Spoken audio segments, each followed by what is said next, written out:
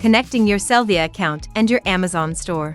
You can connect your Amazon store and your Sellvia account to sync orders and process them with Sellvia. You will need to connect the store once, and then use it to process orders you receive. To connect your Amazon store and Sellvia account, log into your Sellvia dashboard. Go to My Account and click the Sellvia account link.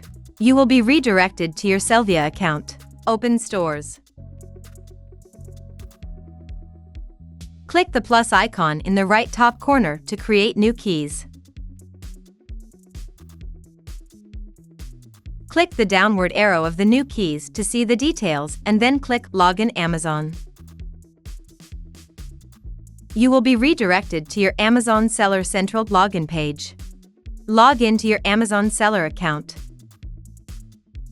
You will see the permission page. Check the box at the bottom, click Confirm, and your store and Sellvia account will be connected. In your Sellvia account, Stores section, you will see the name of your store and new buttons to log out of Amazon and to sync your orders. Congratulations! Your Amazon account and your Sellvia account are now connected. Thank you for watching this video and have a great day ahead. Bye!